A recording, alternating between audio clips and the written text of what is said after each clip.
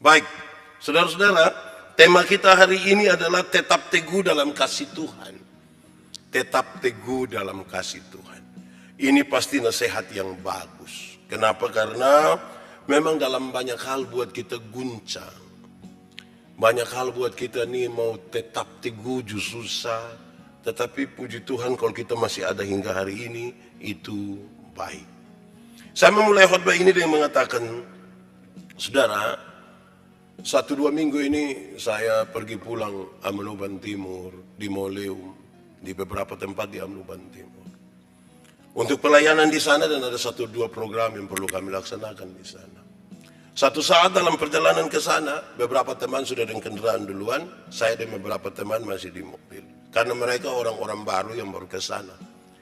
Kami bercerita tentang Amnoban Timur, tentang Moleum yang viral mulai dari tahun 2019 itu. Saya bilang kepada mereka, kalau sampai di sana ada orang yang tidak percaya Tuhan Yesus datang duduk di situ, kamu jangan cepat-cepat bilang bahwa memang Roh Kudus bekerja. Jangan cepat-cepat bilang. Pak, kenapa kalau udon datang bukan Roh Kudus yang bekerja? Saya bilang itu bisa saja roh beras yang bekerja itu. Jadi jangan cepat-cepat lihat sesuatu langsung, oh ini Roh Kudus yang bekerja. Jangan cepat-cepat. Ternyata memang pas kami sampai 5 kendaraan yang mendahului kami itu, mereka sepertinya menanti-nanti kami pun kehadiran. Pas kami pun sampai, dong datang ke stop Bapak, ini hari kita dapat jiwa Bapak. Kok? Iya, saya bilang bosan sudah dengar toh. Kenapa? Bapak lihat itu, mam tua yang di situ itu. Itu tidak percaya Tuhan Pak. Tapi pas kami mulai datang itu dia mulai datang. Dia kasih tahu lagi kalau dia ada 2 cucu. Oke, jadi dia ajak kami pergi ke dia pun rumah Bapak. Saya bilang, lihat baraskop kita bawa pi, nanti kita pi, tidak apa-apa. Kami pergi sampai di rumahnya. Saya bilang kepada ini nenek, ini ibu dong, ini mau kasih kuliah nenek puana, cucu 2 orang ini sampai selesai. Dia mau sekolah sampai mana juga bisa. Nenek pun perasaan ke mana nenek omong. Dia kasih tahu bilang, ini 2 cucu ini dia pun papa mama sumati kesetinggal. Tapi don 2 sudah dibaptis. Karena itu saya tetap akan jaga don 2. Apapun terjadi. Kalau nenek sendiri, kalau saya masih timbang-timbang. Tapi kalau don 2 saya akan jaga. Tidak mungkin saya. Oke, baik. Terus saya tanya, tapi nenek, bagaimana itu ibu dong bisa percaya bahwa nenek bisa jaga don 2 ini nanti sampai habis kuliah. Dan tetap percaya kepada Tuhan Yesus. Dia mungkin agak sedikit tidak mengerti saya punya pertanyaan. Lantas dia bilang, nah itu terserah Bapak saja. Oke, kalau begitu nenek, saya mau minta tolong Pak Pendeta ini. Menulis semua tadi nenek pun perasaan untuk jaga ini anak. Terus habis itu nenek tolong tanda tangan Dia gemetar sedikit lagi. Keringat mulai keluar. Terus dia bilang, tidak nanti saya pikir-pikir dulu. Saya bilang kepada teman-teman yang datang, kalau kita datang ke tempat begini, mesti tega. Harus tega. Kenapa? Tidak semua orang mau tetap percaya kepada Tuhan atau mau percaya kepada Tuhan. Ada 1-2 orang bisa mainkan itu dengan baik supaya kalau orang dari sebelah datang dia dapat keuntungan di situ, kita datang dia dapat keuntungan di situ. Jadi jangan buru-buru. Kita mesti bangun sistem yang lebih baik supaya kalau kita mau melayani betul-betul yang baik. Kalau tidak biar kita bawa uang dan berapa karung juga habis sia-sia saja di sini. Kenapa saya menyampaikan ini duluan? Supaya betul-betul kalau kita mau percaya kepada Tuhan Yesus itu, kita percaya bukan karena kepada kita diberikan sejumlah hal yang bisa diberikan oleh orang lain. Tetapi karena Tuhan Yesus itu mati dan bangkit bagi kita. Yang tidak mungkin diberikan oleh siapapun juga tidak mungkin diberikan oleh siapapun.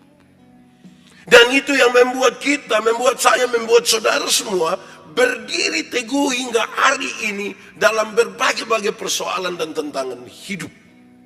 Penyakit, penderitaan, kemiskinan, pergolakan di dalam rumah tangga, situasi ekonomi yang menurun. Kita mau tetap percaya kepada Tuhan, apapun terjadi. Saudara-saudara, lalu kita membaca bagian ini, saudara-saudara. Kepada jemaat di Philadelphia. Philadelphia adalah kota yang paling muda dari 7 jemaat yang disebutkan di pasal 2 dan pasal 3 itu, saudara-saudara. Itu didirikan oleh para kolonis di masa pemerintahan dari Attalus yang kedua. Tujuan pembangunan kota ini sebenarnya sederhana, yaitu penyebaran kebudayaan dan bahasa. Terutama untuk orang-orang di Lydia dan Frigia. Dari kota ini dibangun oleh koloni di masa pemerintahan Attalus untuk kepentingan penyebaran kebudayaan. Menurut namanya, Philadelphia itu artinya seseorang yang mengasihi saudaranya. Philadelphia artinya seseorang yang sangat mengasihi saudaranya.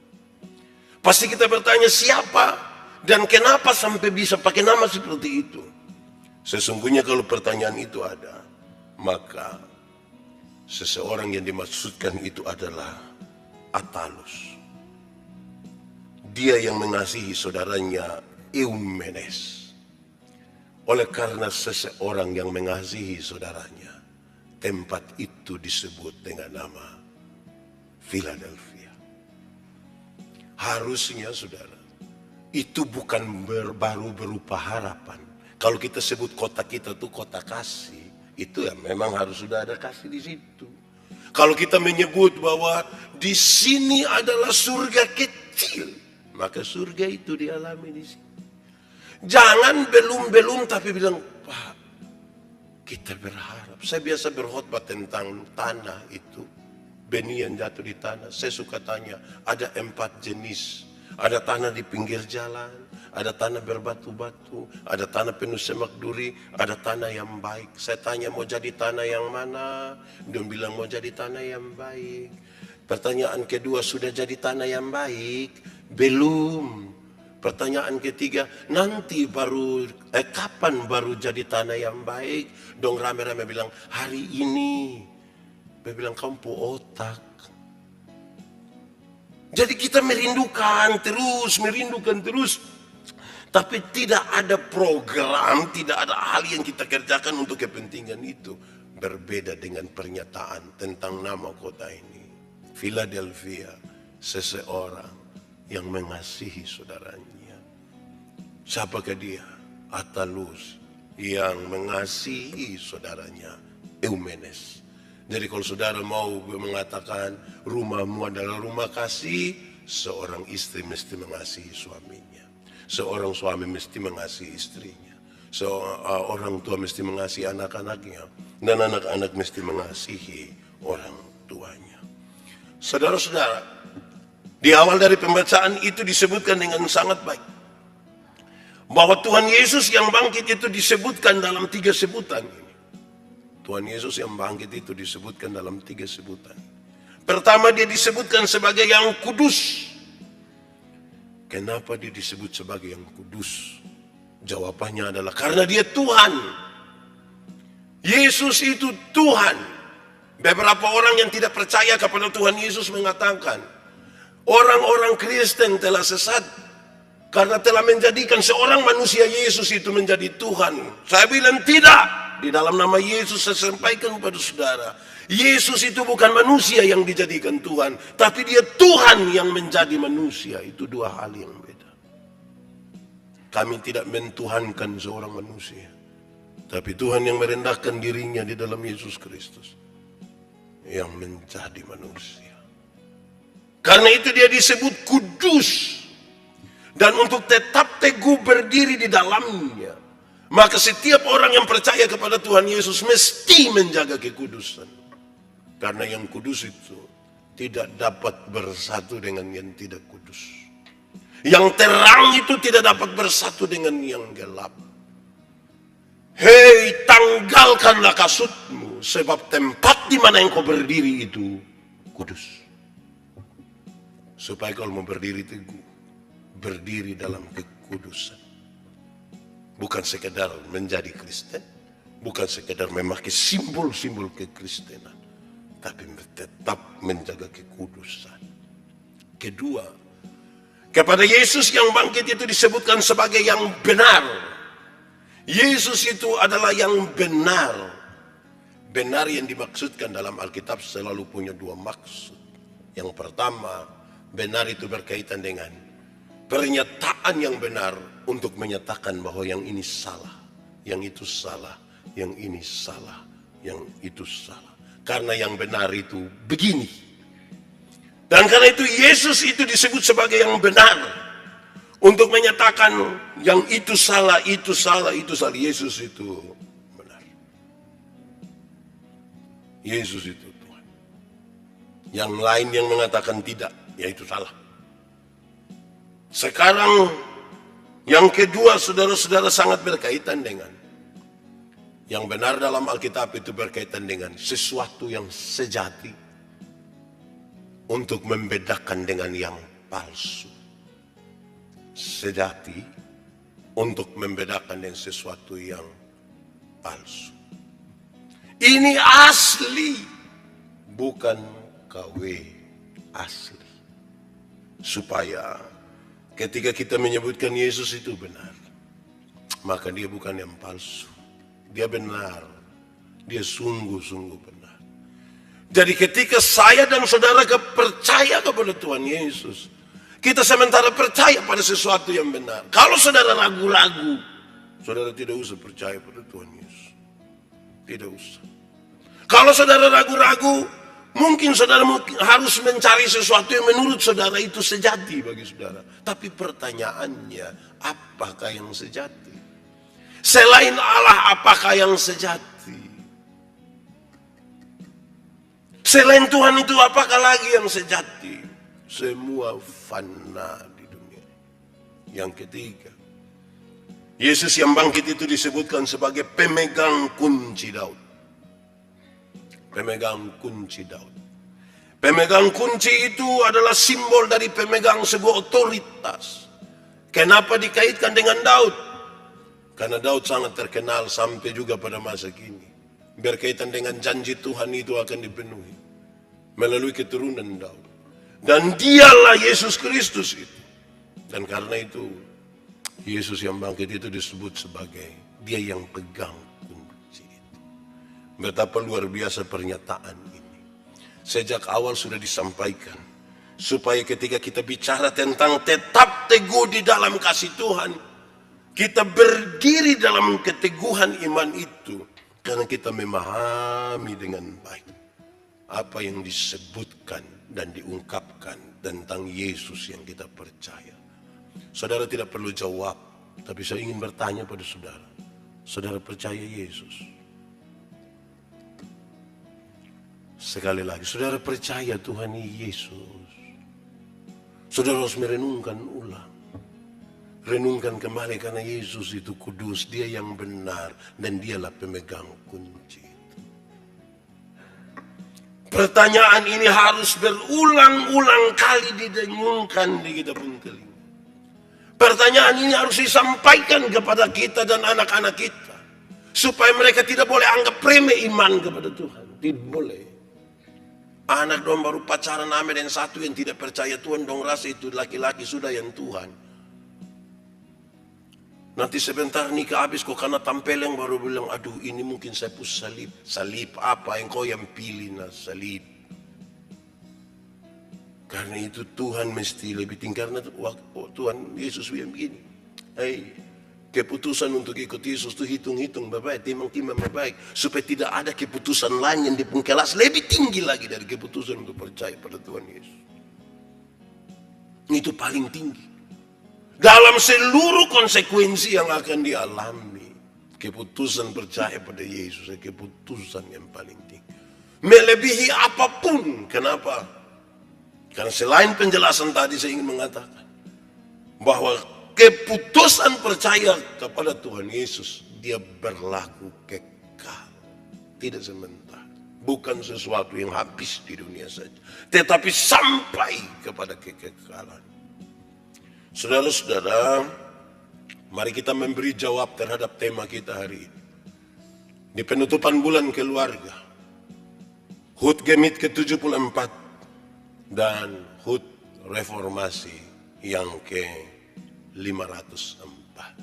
Untuk 3 hal ini, secara singkat kita akan berbicara, atau paling tidak kalau kita bicara tentang bulan keluarga, HUT Gemit, dan reformasi, itu kita bicara tentang persekutuan dalam keluarga. Kita berbicara tentang gereja, dan kita berbicara tentang Alkitab, firman Tuhan. Karena bicara reformasi itu kembali kepada Alkitab. Saudara-saudara, untuk tetap teguh di dalam kasih Tuhan, saya coba bagi dia dalam 3 bagian. Menurut pembacaan ini menjelaskan dengan baik bagi kita. Yang coba-coba saya bagikan dia. Pertama, saudara-saudara, tetap teguh dalam kasih Tuhan itu, Tuhan menyebut dirinya pintu. Akulah pintu. Untuk apa itu disebutkan? Dengan maksud apa hal ini diberitakan di jemaat mula-mula dan juga untuk kita semua? Saya kira sangat jelas bagi kita. Dalam konteks waktu itu juga masih dalam konteks hari ini, karena pasti belum selesai. Pintu itu dimaksudkan sebagai sebuah kesempatan yang terbuka untuk pemberitaan Injil Yesus Kristus. Kita mesti tetap teguh untuk memberitakan Injil. Harus. Pintu itu adalah sebuah kesempatan. Karena saya kira kita setuju, kita sepakat bahwa waktu Tuhan Yesus datang, dia tidak bertanya, ada berapa gereja saudara bangun? Tapi ada berapa jiwa yang saudara bawa kepada Tuhan Yesus?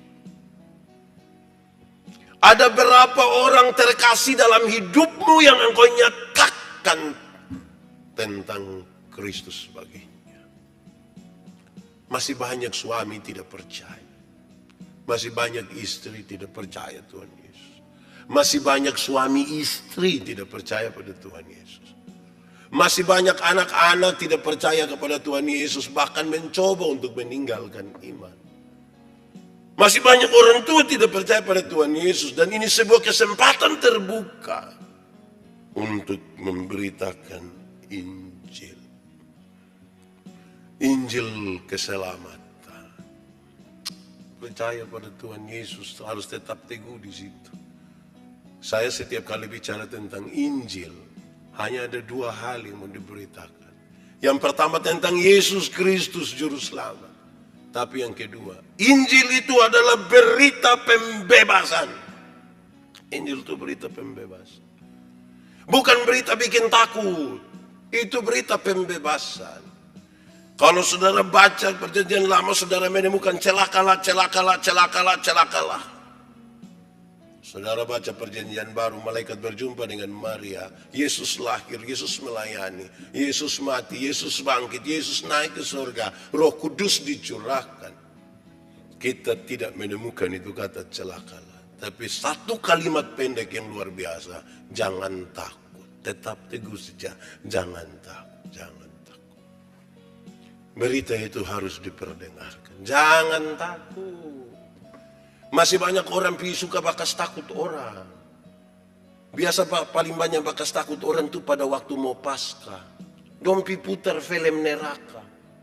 Orang nonton habis, orang ketakutan, kau datang di pendeta. Bapak pendeta, neraka, sebenarnya saya tidak pusing di neraka. Kok kenapa? Saya masuk surga.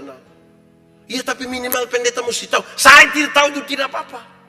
Karena kalau saya masuk surga, bukan karena ketakutan hukuman di neraka, tapi karena Yesus itu mati bagi saya. Bukan karena saya takut. Berhenti bakas takut orang. Karena yang biasa bakas takut itu setan. Setan itu yang pikir bakas takut sana sini. Kadang-kadang memang kita ini tukang bakas takut. Kas makan anak dong, kok anak dong tidak mau makan, bukan om babae kok ade makan ade. Dong makan itu om datang. Oh. Itu om juga kesempatan babe. Wah. Ini bakas takut. Di kampung sana, saya tidak tahu di kota ya. Di kampung sana anak dong tidak mau tidur, saya kasih tahu dong. Hei orang tua, kalau anak dong tidak mau tidur itu kasih tahu dia babe, ade tidur besok sekolah. Ade tidur. Papa mama semua ngantuk ini bukan kasih tahu kok tidur. Dong suami istri sepakat kas mati lampu. Kas mati lampu baru bapak keluar dari luar garu dinding. Terus mama sengaja kaget. Hah? Adik su tidur om, adik su tidur. Ini dia pun nama keluarga tipu-tipu. Saya rasa di agape ini ada yang begitu. Suka bakas takwana.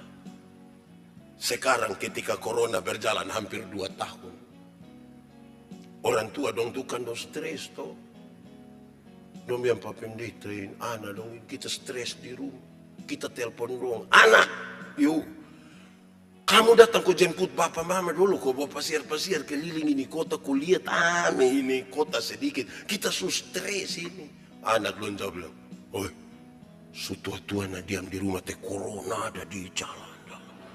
Corona ada di mana? Wih orang tua don jadi takut, jadi don curhat di saya. Bapak bayangkan, bisa kita minta anak dong kas takut kita. Saya bilang, ini karena dulu dong kecil.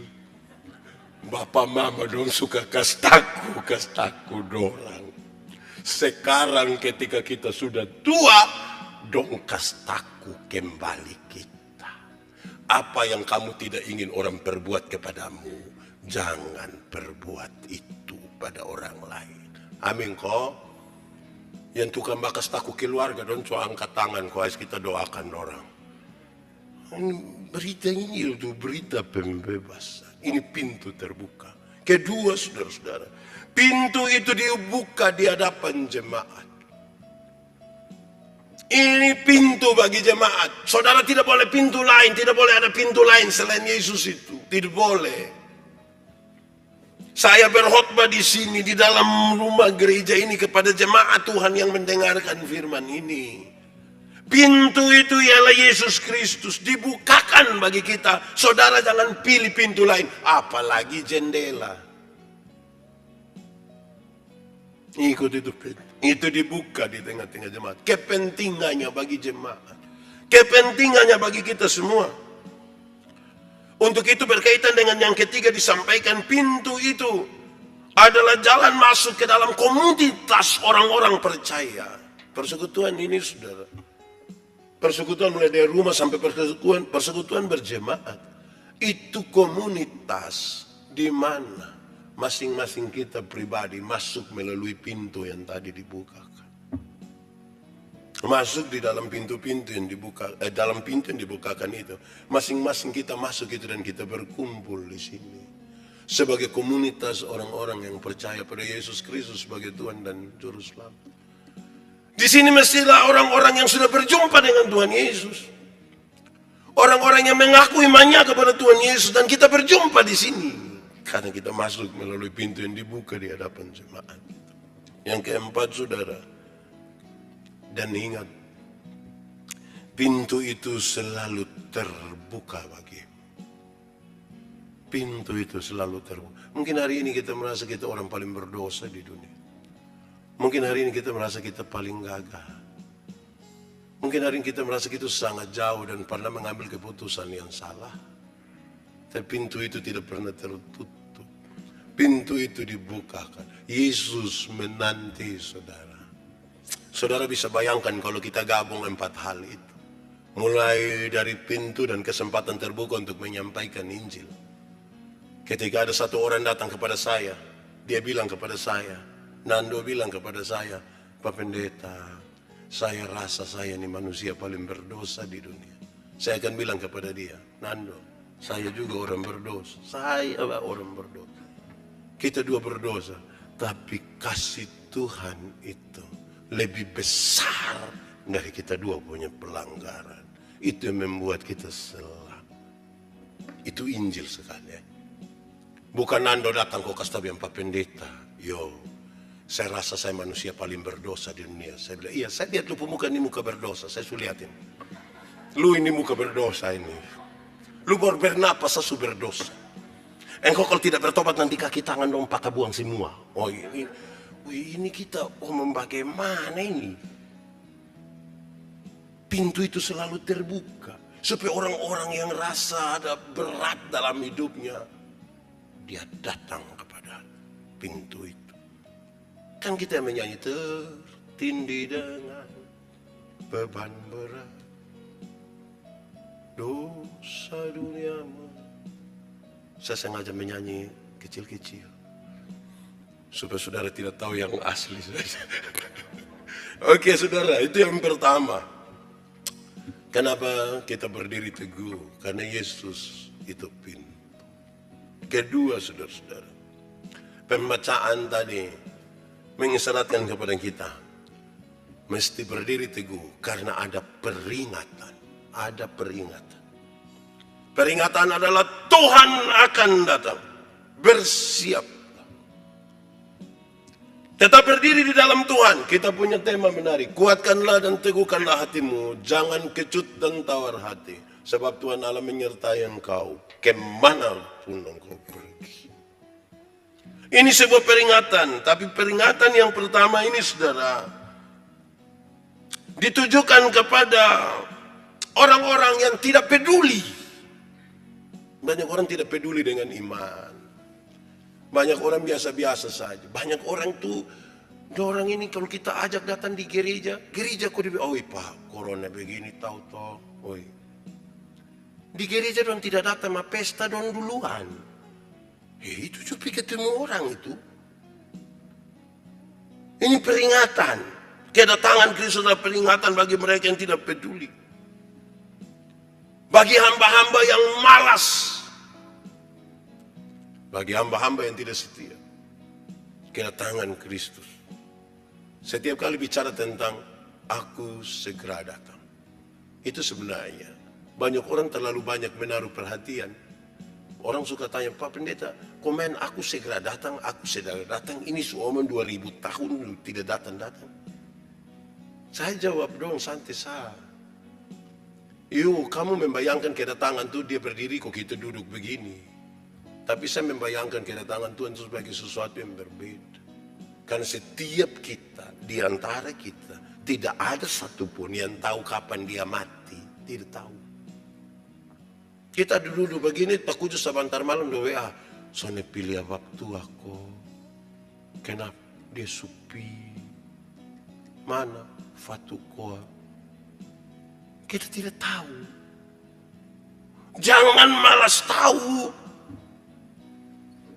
Karena dia yang datang itu tidak tahu dia datang kapan. Bersiap saja toh.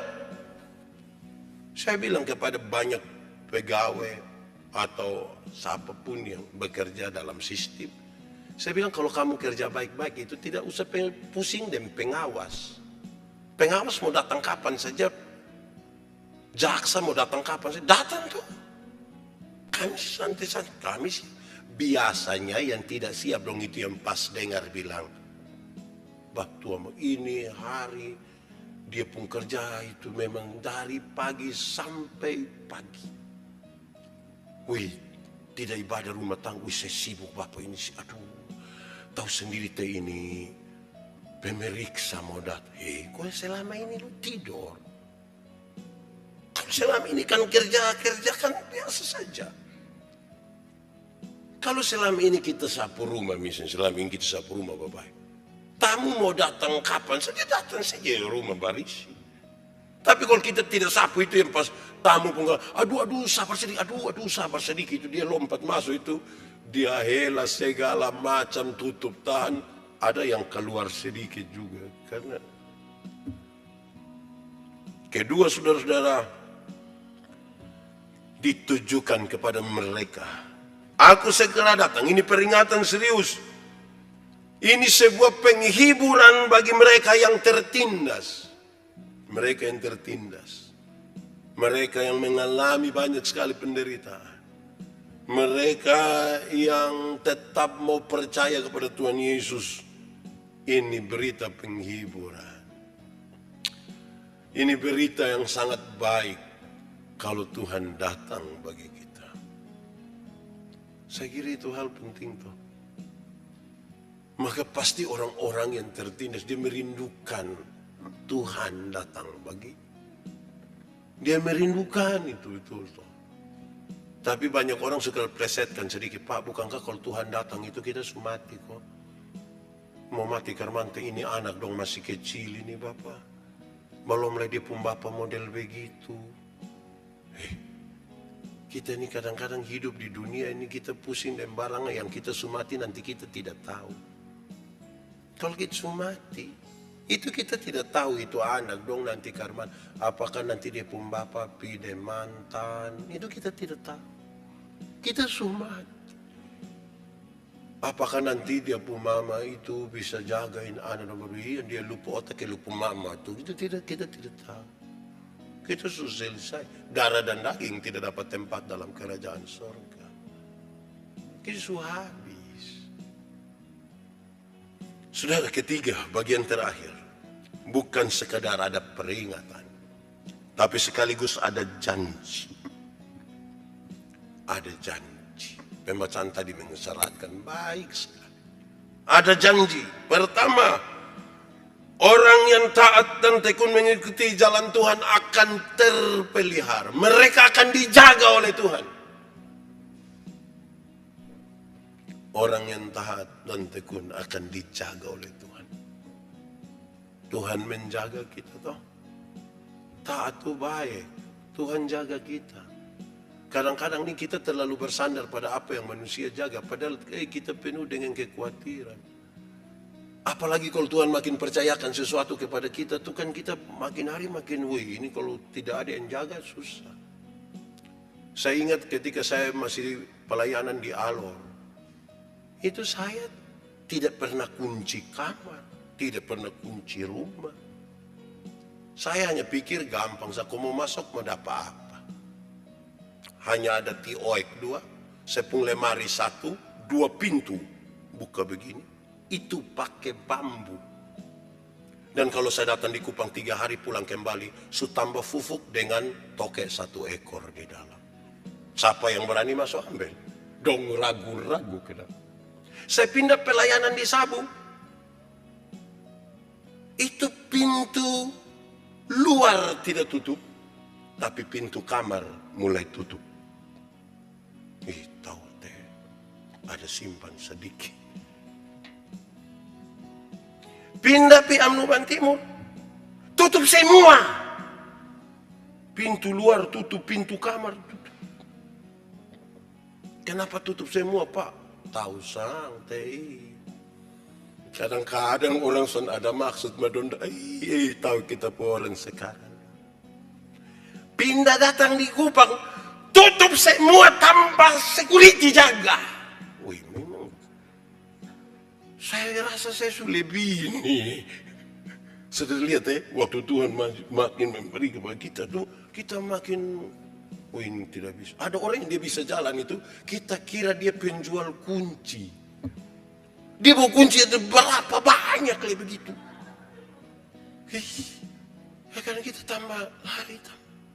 Tidak salah, saya tidak omong begini untuk mengatakan saudara salah, saya tidak mengatakan. Tapi saya ingin menggambarkan bahwa ada kekhawatiran di dalam kita.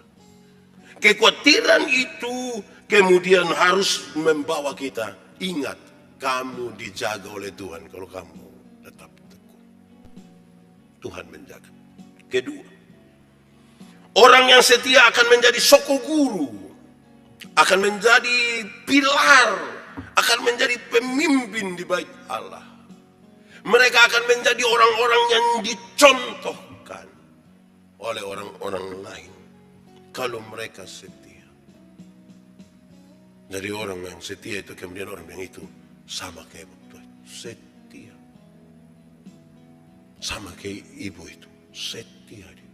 Dia rajin datang gereja. Dia setia. Itu setia yang betul-betul. Ini saya bilang kepada 1-2 majelis KMJ, waktu pertama-tama kita gereja 2 kali. Woi, pertama ikut, kedua ikut. Woi, ikut, pertama kedua. Tapi ingat, kalau 1 bulan saya ikut pertama kedua, itu dia pun nama pencitraan. Mesti ikut terus. Woi, itu berat, itu butuh hati juga Bapak. Itu serius itu. Karena itu saudara-saudara, memang orang yang setia akan menjadi teladan. Akan menjadi teladan. Sebegitu pentingnya teladan kok. Penting! Dalam kekristenan itu keteladanan penting. Kenapa? Karena kalau orang tahu bahwa ada Tuhan Yesus di dalam diri kita, maka orang lain yang tidak kenal Yesus mesti melihat Yesus itu di dalam diri kita. Keteladanan. Daripada dong bilang pipi gereja masa. Itu kan tidak teladan. Ketiga, ketekunan dari Tuhan Yesuslah yang menjadi contoh, inspirasi, dan jaminan. Ini dia penjanji nih. Kalau kamu mau tekun, lihatlah pada Yesus. Dia menjadi contoh ketekunan, inspirasi, sekaligus juga jaminan bagi saya dan saudara. Dia tidak pernah sia-sia ketika kita percaya kepada Tuhan Yesus dan tekun di dalamnya. Keempat, orang Kristen yang setia tidak akan pernah keluar dari situ, tidak keluar dari bait Allah. Itu menggambarkan 2 hal. Karena dia dijaga, kan dia menjadi setia. Maka dia aman. Dia aman. Dia aman. Bukan saja aman, tetapi kalau dia tidak keluar dari situ, ini sebuah kata yang membawa kita untuk memahami tentang sebuah kemapanan karakter moral. Kemapanan karakter. Saya suka membahasakan dengan bahasa kedewasaan spiritual. Kalau dia tetap setia. Berikut. Bagi mereka yang setia itu nama Tuhan akan dipermuliakan. Nama Tuhan dipermuliakan. Supaya orang akan memuliakan nama Tuhan. Dan melaluinya nama Tuhan dipermuliakan. Bukan dicemooh, tapi dipermuliakan. Dan yang terakhir saudara. Pada orang Kristen yang setia akan tertulis Yerusalem baru. Apa sih maksudnya Yerusalem baru? Sebuah pemberian kewarganegaraan. Warga negara baru. Yerusalem kan bukan bicara tentang yang ada di sana. Ini kan simbol sekali berkaitan dengan kerajaan sorga. Dan mereka yang setia itu kepadanya diberikan kewarganegaraan sebagai warga kerajaan Allah. Sesuatu yang indah sekali bagi orang-orang yang tetap setia. Saudara-saudara, itu janji Tuhan. Setialah,